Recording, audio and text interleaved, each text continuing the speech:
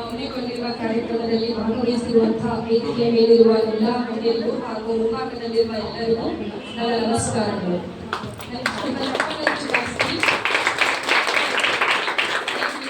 ಮೊದಲನೇದಾಗಿ ಸ್ತ್ರೀ ಶಕ್ತಿಗೆ ಕೇಳಿಸ್ತಿಲ್ಲಪ್ಪ, ಸ್ತ್ರೀ ಶಕ್ತಿಗೆ, ಸ್ತ್ರೀ ಶಕ್ತಿಗೆ. Very good. ನೋಡಿ ಇವತ್ತು ನಮ್ಗೆ ಇದೆಲ್ಲ ನೋಡಿ ಒಂಥರ ಬಬ್ಲಿ ಫೀಲ್ ಆಗ್ತಾ ಇದೆ. ಸುಮಾರು ವೇದಿಕೆಗಳನ್ನ ಹತ್ತಿದ್ದೀನಿ, ಇವತ್ತಾದಷ್ಟು ಖುಷಿ ಯಾವ ವೇದಿಕೆಯಲ್ಲೂ ಸಿಕ್ಕಿಲ್ಲ. ಅಲ್ಲಿ ಒಂಥರ ಮೊದಲನೇದಾಗಿ ಯಶೋಧ ಮೇಡಮ್ ಅವರಿಗೆ ಹುಟ್ಟುಹಬ್ಬದ ಶುಭಾಶಯಗಳು. ಇವತ್ತು ಸರ್ಟಿಫಿಕೇಟ್ ಮತ್ತೆ ಕಂಪ್ಯೂಟರ್ ಟೈಲರಿಂಗ್ ಬ್ಯೂಟಿಷಿಯನ್ ತರಬೇತಿಯನ್ನ ಪಡೆದು ಔಟ್ಪುಟ್ ಆಗ್ತಿರುವಂತ ಎಲ್ಲಾ ವಿದ್ಯಾರ್ಥಿಗಳಿಗೂ ಕಂಗ್ರಾಚುಲೇಷನ್. ಅಂಡ್ ದೆನ್ ನಿಮ್ಮ ಚಪ್ಪಾಳೆ ನಮಗೆ ಬೋಸ್ಟ್. ನಾನು ಮಾತಾಡ್ಬೇಕು ಅಂದ್ರೆ ನೀವು ಚಪ್ಪಾಳೆ ಬರ್ತಾ ಇರ್ಬೇಕು ನನಗೆ. ನನಗೆ ಹೊಟ್ಟೆ ಉದ್ದೋಗ್ಬಿಡ್ತು. ನಾವು ಬಂದಾಗ ಚಪ್ಪಾಳೆ ಹೊಡಿಲಿಲ್ಲ, ಯಶೋ ಮೇಡಮ್ ಬಂದಾಗ ಜೋರ ಚಪ್ಪಾಳೆ ಹೊಡ್ಬಿಟ್ರಿ. ಅದಕ್ಕೆ ಖುಷಿ ಆಗ್ತಾ ಇದೆ. ಕೇಳಿಸ್ತಾ ಇದ್ದೀರಾ? ಎಸ್, ತುಂಬಾ ಖುಷಿ ಆಯ್ತು. ಇಷ್ಟೊಂದು ಪ್ರೀತಿನ ಅವ್ರು ಸಂಪಾದಿಸಿದಾರಲ್ಲ, ಅದಕ್ಕೆ ನನಗೆ ಪ್ರೌಡ್ ಫೀಲ್ ಆಗ್ತಾ ಇದೆ. ಇಂಥ ಒಬ್ಬ ಸ್ನೇಹಿತೆ ನನಗೂ ಇದಾರಲ್ಲ, ಇಷ್ಟೊಂದು ಸಾಧನೆಯನ್ನ, ಯಾಕಂದ್ರೆ ಅವರು ಕೂಡ ಗ್ರಾಸ್ ರೂಟ್ ಇಂದ ಬಂದಿರೋದು. ಯಾರು ಅವ್ರಿಗೆ ಸಡನ್ ಆಗಿ ಯಾರು ಸಪೋರ್ಟ್ ಮಾಡಿಲ್ಲ. ಅವರು 0-0 ನಾನು ನೋಡಿದೀನಿ. ಇವತ್ತು ಅವ್ರ ಬರ್ತ್ಡೇ ಇಷ್ಟು ಜನ ಸೇರಿ ಮಾಡ್ತಾ ಇದ್ದಾರೆ ಅಂದ್ರೆ ದಿಸ್ ಇಸ್ ಆಲ್ಸೋ ಒಂದು ಕೈಂಡ್ ಆಫ್ ಅಚೀವ್ಮೆಂಟ್. ಸೊ ಮೊದಲನೇದಾಗಿ ನಾನು ಜನರಲ್ ಆಗಿ ನಾವು ಮಾತಾಡೋದಾದ್ರೆ, ಮಹಿಳೆ ಅಂದ್ರೆ ನಮ್ಗೆಲ್ಲರಿಗೂ ಗೊತ್ತಿದೆ. ಓಕೆ, ಮಹಿಳೆ ಈಸ್ ಅ ಮ್ಯಾಜಿಕ್. ಅದೊಂದು ಥಿಂಗ್. ಓಕೆ, ಅದೊಂದು ಅದ್ಭುತ ಶಕ್ತಿ ಅಂತ ಕರೀತಾರೆ. ಮಹಿಳೆ ದೈವಿ ಸ್ವರೂಪಗಳು ಹೌದು, ಅದೊಂದು ಮ್ಯಾಜಿಕ್. ಎಲ್ಲಿ ಹೆಣ್ಣಿರ್ತಾಳೋ ಅಲ್ಲಿ ಮಾಯೆ ಅನ್ನೋದು ಗೊತ್ತಿದೆ. ಹಾಗಂತೇಳಿ ಎಲ್ಲಾ ತರ ಕೆಡಿಸಲ್ಲ, ಯಾರು ಬರ್ತಾರೋ ಅವ್ರ ತರ ಕೆಡಿಸ್ತೀವಿ ಅಲ್ವಾ? ಎಸ್, ಒಪ್ಕೋಬೇಕು, ನಿಜ ಅಲ್ವಾ? ಎಸ್. ಸೊ ಇವತ್ತು ಈ ಸಂಸ್ಥೆ ಯಶೋಮಾರ್ಗ ಸಂಸ್ಥೆ ಮೂಲಕ ಸಾಕಷ್ಟು ಜನ ತರಬೇತಿಯನ್ನ ಪಡೆದಿದ್ದೀರಾ. ತುಂಬಾ ಸಂತೋಷ. ಈ ತರಬೇತಿ ಪಡೆದ ನಂತರ next what? Anybody next what? ಏನಿಲ್ಲ, ಸರ್ಟಿಫಿಕೇಟ್ ಕೊಡ್ತಾರೆ, ಹೋಗಿ ಅದು ಗಾಡ್ರೇಜ್ ಮೀನೆಲ್ಲ ಟ್ರಂಕ್ ಎಲ್ಲ ಇಟ್ಬಿಟ್ಟು ಮನೆಗೆ ಹಸ್ಬೆಂಡಿಗೆ ಮುದ್ದೆ ಸಾರು ಮಕ್ಕಳಿಗಾದ್ರು ಇದು ಮಾಡ್ಕೊಂಡು ಇಟ್ಬಿಡೋದು ಅಲ್ವಾ? 100%? No ma'am, no ma'am, no. ನಿಮ್ಮ ಸರ್ಟಿಫಿಕೇಟ್ ಅನ್ನ ಹಾಕೊಳ್ಳಿ ಫ್ರಂಟ್ ಅಲ್ಲಿ, ನಿಮ್ಮ ಮನೆ ಹಾಲ್ ಅಲ್ಲಿ ಫಸ್ಟ್ ಹಾಕೊಳ್ಳಿ. ನಿಮ್ಮ ಸಾಧನೆಗೆ ಇರೋದು ಅದೊಂದು ಲೇಬಲ್.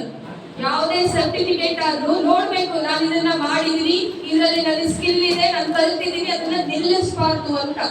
ಯಾವತ್ತು ಜ್ಞಾನ ಹರಿಯೋ ನೀರಾಗಿರ್ಬೇಕು ವಿನಃ ನಿಂತು ನೀರಾಗಬಾರ್ದು. ಎಷ್ಟೋ ಕಡೆ ನಾನು ನೋಡಿದ್ದೀನಿ, ಟ್ರೈನಿಂಗ್ ತಗೊಂಡಿರ್ತಾರೆ, ಎಜುಕೇಶನ್ ಪಡೆದಿರ್ತಾರೆ, ಒಂದೆರಡು ಮಕ್ಕಳು ಆದ ತಕ್ಷಣ, ಹಸ್ಬೆಂಡ್ ಸಿಕ್ಕ ತಕ್ಷಣ ಅದಕ್ಕೆಲ್ಲ ಹೊಗೆ ಹಾಕ್ಸ್ಬಿಡ್ತಾರೆ.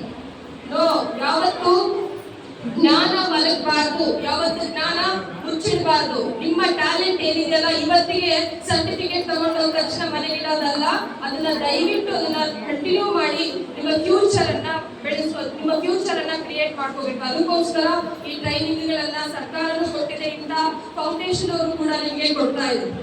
ಇದ್ರ ಜೊತೆಗೆ ಇತ್ತೀಚಿನ ದಿನಗಳಲ್ಲಿ ಮಹಿಳೆಯರಂದ್ರೆ ಆರೋಗ್ಯದ ಸಮಸ್ಯೆಗಳು ಹೆಚ್ಚಾಗ್ತಾ ಇದೆ. ತಮ್ಮ ಆರೋಗ್ಯಗಳ ಕಡೆ ಎಲ್ಲರೂ ಕೂಡ ಹೈಜಿನಿಕ್ ಅನ್ನ, ಪೌಷ್ಟಿಕಾಂಶ ಆಹಾರವನ್ನ ತಾವೆಲ್ಲರೂ ಕೂಡ ಸರಿಯಾದ ಸಮಯಕ್ಕೆ ಊಟ ಉಪಚಾರಗಳನ್ನ ಮಾಡಬೇಕು ಅಂತ ಹೇಳಿ ಈ ವೇದಿಕೆ ಮೂಲಕ ನಾನು ಕೇಳ್ಕೊಳ್ತಾ ಇದ್ದೀನಿ. ಇನ್ನು ಮಕ್ಕಳಲ್ಲಿ ಹೆಚ್ಚಿನದಾಗಿ ಪೌಷ್ಟಿಕಾಂಶ ಕೊರತೆ ಆಗ್ತಾ ಇದೆ, ಸ್ಟಂಟಿಂಗ್, ಅಪೌಷ್ಟಿಕತೆ ಹೆಚ್ಚಾಗ್ತಾ ಇದೆ, ಗುಂಡಿನ ಬೆಳವಣಿಗೆಗಳು ಹೆಚ್ಚಾಗ್ತಾ ಇದೆ. ಯಾಕೆ ಈ ವೇದಿಕೆ ಮೂಲಕ ಹೇಳ್ತಾ ಇದ್ದೀನಿ ಅಂದ್ರೆ, ಸಮಸ್ಯೆ ಇದೊಂದಲ್ಲ, ಸಂಭ್ರಮದೊಂದಿಗೆ ನಮ್ಗೆ ಆಗ್ತಿರೋ ನೋವುಗಳನ್ನ ನಾವು ಮರ್ತು ಬಿಡ್ತೀವಿ. ಯಾವಾಗ್ಲೇ ಆಗ್ಲಿ ಸಂಭ್ರಮದ ಜೊತೆಗೆ ನಮ್ಗೆ ಏನೇನ್ ಆಗ್ತಾ ಇದೆ ಅನ್ನೋದು ಎಲ್ಲಾ ಕಡೆ ನಾವು ನೋಡ್ತಾ ಇದ್ವಿ. ಸಂಭ್ರಮ ಆ ದಿನಕ್ಕೆ ಮಾತ್ರ ಅದು ಸೀಮಿತ ಆಗಿರುತ್ತೆ. ದಯವಿಟ್ಟು ಆ ರೀತಿ ಸ್ನೇಹಿತರೆ ಮಾಡ್ಕೋಬೇಡಿ. ಓಕೆ, ನಮ್ಮೊಂದಿಗೆ ನಾವು ಹೇಗೆ ಒಂದು ಹೆಣ್ಣಿದಾಳೆ ಅಂದ್ರೆ ಅವಳ ಇದ್ರೆ ಅಷ್ಟೇ ಸಮಸ್ಯೆಗಳಿರ್ತವೆ, ಅಷ್ಟೇ ಗೆಲುವು ಕೂಡ ಇರುತ್ತೆ. ನೀವು ಹೇಗೆ ಬ್ಯಾಲೆನ್ಸ್ ಮಾಡ್ತೀರನ್ನೋದು ಕೂಡ ಮುಖ್ಯ ಆಗ್ತದೆ. ಹಾಗಾಗಿ ದಯವಿಟ್ಟು ತಾವೆಲ್ಲರೂ ಕೂಡ ಏನ್ ಕಲ್ತಿದ್ರು ಅದಕ್ಕೆ ಸ್ಟಾಪ್ ಮಾಡಬೇಡಿ, ಅದನ್ನ ಕಂಟಿನ್ಯೂ ಮಾಡಿ. ಮಕ್ಕಳಿಗೂ ಕೂಡ ಅದನ್ನ ಕಲಿಸಿ. ಇತ್ತೀಚಿನ ದಿನಗಳಲ್ಲಿ ಪ್ರಸ್ತುತ ದಿನಮಾನಗಳಲ್ಲಿ ಏನೇನಾಗ್ತಾ ಇದೆ ಅನ್ನೋದು ನಿಮಗೆಲ್ಲ ಗೊತ್ತಾಯಿದೆ, ನಾವು ಬಾಯ್ಬಿಟ್ಟು ಹೇಳ್ಬೇಕಾಗಿಲ್ಲ. ವಾಸ್ತವ ಪ್ರಜ್ಞೆಯನ್ನ ಮಕ್ಕಳಿಗೆ ಕಲಿಸಿ, ಜೊತೆಗೆ ನೀವು ಕೂಡ ಕಲ್ತಿರ್ಬೇಕು. ಓಕೆ, ನೀವೇನೋ ಒಂದು ಸರ್ಟಿಫಿಕೇಟ್ ತಗೊಂಡ ತಕ್ಷಣ, ಏನೋ ಒಂದು ಟ್ರೈನಿಂಗ್ ತಗೊಂಡ ತಕ್ಷಣ ಸಾಧಿಸಿ ಬಿಟ್ಟೆ ಅನ್ನೋ ಒಂದು ಪದ ನಿಮ್ಮಲ್ಲಿ ಬಂತು ಅಂದ್ರೆ ಬೇರೆ ಸಾಧನೆ ಮಾಡೋದಕ್ಕೆ ಅವಕಾಶ ಇರೋದಿಲ್ಲ. ಹಾಗಾಗಿ ಪ್ರತಿನಿತ್ಯನೂ ಕಲಿಕೆ. ಸದಾ ಕಲಿಕೆ. ಯಾವಾಗ ನೀವು ಕಂಟಿನ್ಯೂಸ್ ಆಗಿ ಕಲಿತಿರೋ ಅದು ಮಾತ್ರ ಸಾಧನೆ, ಅದು ಮಾತ್ರ ವಿದ್ಯೆ ಅಂತ ಕರೀತಾರೆ. ಅದ್ರ ಜೊತೆಗೆ ಒಂದು ಸಣ್ಣ ಕಥೆ ಇದೆ. ಜ್ಞಾನಕ್ಕೂ ಧನಕ್ಕೂ ವಿಶ್ವಾಸ ಮೂವರು ಸ್ನೇಹಿತರು ಇರ್ತಾರೆ. ಓಕೆ, ಮೂವರಿಗೂ ಟ್ರೈನಿಂಗ್ ಇದೇ ತರ ಎಲ್ಲ ಕ್ಲಾಸ್ ಅಲ್ಲಿ ಸೇರ್ಕೊಂಡಿರ್ತಾರೆ. ಲಾಸ್ಟ್ ಟೈಮ್ ಹೋಗ್ಬೇಕಾದ್ರೆ ಸೆಟ್ ಆಫ್ ಮಾಡ್ಬೇಕಾದ್ರೆ ನೆಕ್ಸ್ಟ್ ಎಲ್ ಸಿಗೋಣ ಅಂತೇಳಿ ಡಿಸ್ಕಷನ್ ಆಗುತ್ತೆ ಮೂವರ ಮಧ್ಯದಲ್ಲಿ. ಓಕೆ, ಜ್ಞಾನ ಹೇಳ್ತದೆ ನನ್ನನ್ನ ಮೀಟ್ ಮಾಡ್ಬೇಕಂದ್ರೆ ದೇವಸ್ಥಾನಕ್ಕೆ ಬನ್ನಿ, ಇಲ್ಲ ಕಾಲೇಜಿಗೆ ಬನ್ನಿ, ಯೂನಿವರ್ಸಿಟಿಗೆ ಬನ್ನಿ ಅಂತ ಹೇಳ್ತದೆ. ಓಕೆ, ಧನ ಅಂತಂದ್ರೆ ದುಡ್ಡು. ನನ್ನನ್ನ ನೋಡ್ಬೇಕಂದ್ರೆ ಬ್ಯಾಂಕಿಗೆ ಬನ್ನಿ, ಇಲ್ಲ ಶ್ರೀಮಂತರ ಹತ್ರ ಬನ್ನಿ, ಇಲ್ಲ ತಲೆ ಹುಡುಗರ ಹತ್ರ ಬನ್ನಿ, ಇಲ್ಲ ಕಷ್ಟಪಟ್ಟು ದುಡಿದೋರ ಹತ್ರ ಬನ್ನಿ ಅಂತ ದುಡ್ಡು ಹೇಳುತ್ತಂತೆ. ವಿಶ್ವಾಸ ಸೈಡಲ್ಲಿ ನಿಂತ್ಕೊಂಡು ಅಳ್ತಾ ಇರುತ್ತೆ, ಸೈಲೆಂಟ್ ಆಗಿರುತ್ತೆ. ನನ್ನ ಯಾರ ಹತ್ರ ಬರಲ್ಲ, ಬಂದ್ರೆ ಹೋಗೋದಿಲ್ಲ, ನನ್ ಕಳ್ಕೊಂಡ್ರೆ ಮತ್ತೆ ಬರದೇ ಇಲ್ಲ ಅಂತ ಹೇಳಿ. ಹಾಗಾಗಿ ದಯವಿಟ್ಟು ವಿಶ್ವಾಸಕ್ಕೆ ಅರ್ಹರಾಗಿ ಯಾವತ್ತೂ ಕೂಡ ಯಾರೊಂದಿಗೂ ವಿಶ್ವಾಸವನ್ನ ಕಳ್ಕೊಳ್ಬೇಡಿ. ಯಾಕೆ ಅಂದ್ರೆ ಜ್ಞಾನದೊಂದಿಗೆ ವಿಶ್ವಾಸ ಇರಬೇಕು, ವಿಶ್ವಾಸದೊಂದಿಗೆ ನಂಬಿಕೆ ಬರಬೇಕು, ನಂಬಿಕೆಯೊಂದಿಗೆ ಪ್ರೀತಿ ಬರುತ್ತೆ. ಯಾಕಿದ್ರೆ ಹೇಳ್ತಾ ಇದ್ದೀನಿ ಅಂದ್ರೆ ಕಂಟಿನ್ಯೂಸ್ ನಮ್ಮ ಹೆಣ್ಮಕ್ಳು ಇದು ಮುಗಿಸ್ಕೊಂಡ ತಕ್ಷಣ ಹೊರಗಿನ ಪ್ರಪಂಚಕ್ಕೆ ಬರ್ತಾರೆ. ಯಾರನ್ನ ನಂಬಬೇಕು, ಯಾರನ್ನ ಬಿಡ್ಬೇಕನ್ನೋದು ಗೊತ್ತಿರೋದಿಲ್ಲ ನಮ್ಗೆ. ಸಾಕಷ್ಟು ನೋವುಗಳು, ಯಾಕಂದ್ರೆ ನನ್ನ ಹತ್ರ ಸಾವಿರಾರು ಜನ ಕಷ್ಟ ಇಟ್ಕೊಂಡು ಬಂದಿದ್ದಾರೆ ಸಮಸ್ಯೆಗಳನ್ನು. ಸೊ ಎಲ್ಲರೂ ಕೂಡ ಮಿಸ್ಯೂಸ್ ಆಗಿರೋರೆ, ಮಿಸ್ಗೈಡ್ ಆಗಿರುವಂತವ್ರು. ಹಾಗಾಗಿ ದಯವಿಟ್ಟು ತಾವೆಲ್ಲರೂ ಕೂಡ ವಿಶ್ವಾಸವನ್ನ ಕಂಟಿನ್ಯೂ ಮಾಡ್ಕೊಳ್ಳಿ ಅಂತ ಹೇಳೋದಕ್ಕೆ ಇಷ್ಟಪಡ್ತೀನಿ. ಇದ್ರ ಜೊತೆಗೆ ಪ್ರಸ್ತುತ ದಿನಮಾನಗಳಲ್ಲಿ ಮಳೆಯ ಕೊರತೆಗಳಾಗ್ತಾ ಇದೆ, ನಿಮ್ಗೆಲ್ಲ ಗೊತ್ತಿರ್ಬೋದು. ಮಳೆ ಬೆಳೆ ಕೊರತೆ ಜಾಸ್ತಿ ಆಗ್ತಾ ಇದೆ. ಓಕೆ, ಅತಿವೃಷ್ಟಿ ಅನಾವೃಷ್ಟಿ ಆಗ್ತಾ ಇದೆ. ಬರೀ ಈಗ ಇತ್ತೀಚಿನ ದಿನ ರೈತರ ಸಂಖ್ಯೆ ಕಡಿಮೆ ಆಗ್ತಾ ಇದೆ ಅಂತ ನಮ್ಮ ಚಿತ್ರದುರ್ಗ ಮೊನ್ನೆ ಸರ್ವೆ ಪ್ರಕಾರ ಆರ್ಟಿಕಲ್ ಅಲ್ಲಿ ಗೊತ್ತಿರ್ಲಿಕ್ಕಿಲ್ಲ. ನಾವು ಆರ್ಟಿಕಲ್ ಎಲ್ಲ ಹೋದಾಗ ನಮ್ಮ ಚಿತ್ರದುರ್ಗ ದಾವಣಗೆರೆಯಲ್ಲಿ ಗ್ರೌಂಡ್ ವಾಟರ್ ಅಂತರ್ಜಲದ ಮಟ್ಟ ಪೂರ್ತಿ ಕುಸಿತ ಆಗಿದೆ. ನಮ್ಮ ಮಕ್ಕಳು ಮೊಮ್ಮಕ್ಕಳು ಬರ್ಬೇಕಂದ್ರೆ ಅವರೆಲ್ಲ ಬೆಂಗಳೂರಿಂದ ಕ್ಯಾಂಪಸ್ ಕುಡಿಬೇಕಾಗುತ್ತೆ. ಸೊ ದಯವಿಟ್ಟು ಪ್ರತಿ ಹಬ್ಬದಲ್ಲಿ ಖಂಡಿತ ಇವತ್ತು ಖುಷಿ ಇದೆ, ಸಂಭ್ರಮಕ್ಕೆ ನಾನು ಕೂಡ ರೆಸ್ಪೆಕ್ಟ್ ಮಾಡ್ತೀನಿ. ಆದ್ರೆ ಈಗೀಗ ದುಡ್ಡನ್ನ 10 ಗಿಡಗಳನ್ನ ನೆಡಬೇಕು. ಇದು ನನ್ನ ಮನವಿ.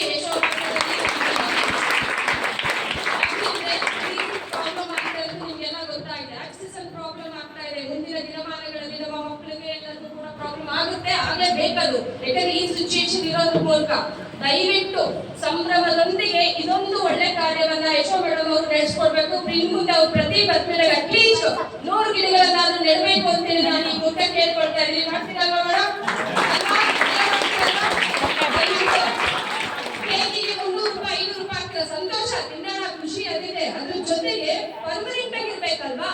ಎಲ್ಲಾರು ಇಂಗ್ಲಿಷ್ 1 ರೂಪಾಯಿ ಹಾಕ್ತಿದೀವಿ ಅಂದ್ರೆ ಅದ್ರ ಎಕ್ಸ್ಪೆಕ್ಟೇಷನ್ ನಾವು ಯಾರೇ ಆಗ್ಲಿ 1 ರೂಪಾಯಿ ಇನ್ವೆಸ್ಟ್ ಮಾಡ್ತಿದ್ರೆ ಅಂದ್ರೆ ಅದ್ರ ಎಕ್ಸ್ಪೆಕ್ಟೇಷನ್ ಮಾಡೇ ಮಾಡ್ತಾರೆ. ಇದು ಮಾಡಿದೀವಿ ಅಂದ್ರೆ ಬೆಳಿಗ್ಗೆ ವರ್ಷದಿಗೆ ಎಲ್ಲ ಖಾಲಿ ಆಗಿರುತ್ತೆ. ಹಾಗಾಗಿ ದಯವಿಟ್ಟು ಪ್ರತಿಯೊಬ್ಬರು ಗಿಡ ನೆಡ್ತಿರಲ್ವಾ? ಕೇಳಿಸ್ತಿಲ್ಲ ನಿಮ್ಗೆ? ನಾವು ಹೋಗೋ ವರ್ಷದಿಗೆ ನಮ್ಮ ಜರ್ನಿ ಎಂಡ್ ಆಗೋ ವರ್ಷದಿಗೆ ಅಟ್ಲೀಸ್ಟ್ 10 ಗಿಡಗಳಾದ್ರೂ ನೆಡ್ಬೇಕಲ್ವಾ? ಪ್ರಾಮಿಸ್ ಮಾಡ್ತೀರಲ್ವಾ? ಮಾಡಲೇಬೇಕು.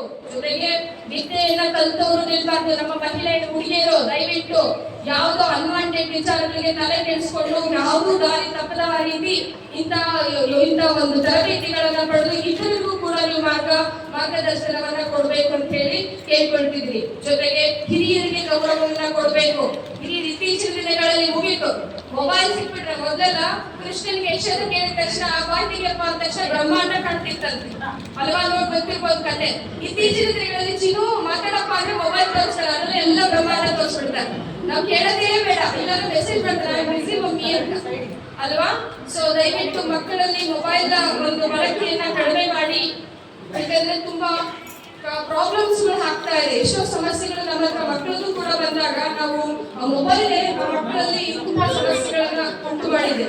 ಮತ್ತೆ ನಮ್ಮ ನೀರಲ್ಲಿ ಮೈಕ್ರೋ ಪ್ಲಾಸ್ಟಿಕ್ ಹೆಚ್ಚಾಗಿದೆ, ಪ್ಲಾಸ್ಟಿಕ್ ಬಳಕೆಯನ್ನು ಕೂಡ ಕಡಿಮೆ ಮಾಡಬೇಕು. ಯಾಕೆ ಇವತ್ತು ಇದನ್ನ ಹೇಳ್ತಾ ಇದ್ದೀನಿ ಅಂದ್ರೆ ಈ ಫೌಂಡೇಶನ್ ಅವರು ಈ ತರಬೇತಿಯೊಂದಿಗೆ ಪರಿಸರದ ಬಗ್ಗೆನೂ ಕೂಡ ಗಮನ ಹರಿಸಲಿ ಅನ್ನೋದಕ್ಕೋಸ್ಕರ ಈ ಕಾನ್ಸೆಪ್ಟ್ ಅನ್ನು ಮುಂದೆ ತರ್ತಾ ಇದ್ದೀವಿ. ಸರಿ ಅಲ್ವಾ?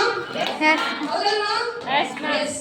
ದಯವಿಟ್ಟು ಜೊತೆಗೆ ತಾವೆಲ್ಲರೂ ಕೂಡ ಸಕ್ಸಸ್ ಅನ್ನೋದು it's never come all of a sudden ಆಗಿ ಒಂದು ನೈಟ್ ಅಲ್ಲಿ ಬರುವಂತದ್ದಲ್ಲ. It's taking time.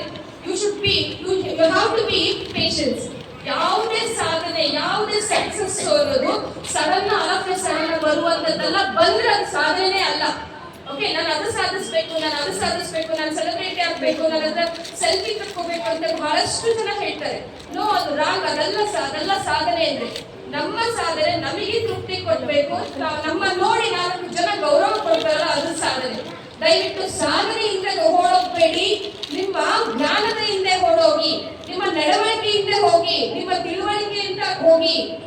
ಎಲ್ಲ ಮಕ್ಕಳು ಮಾಡುವಂತ ದೊಡ್ಡ ಮಿಸ್ಟೇಕ್ ಇಲ್ಲಿ ಮೊಬೈಲ್ ಇರೋದ್ರಿಂದ ನಾನು ಅದು ಸಾಧಿಸ್ಬೇಕು, ಎಲ್ಲ ರೀಲ್ಸ್ ಸ್ಟಾರ್ ಜಾಸ್ತಿ ಆಗ್ಬಿಟ್ಟಿದೆ ಇತ್ತೀಚಿನ ದಿನಗಳು, ಅದಲ್ವಾ?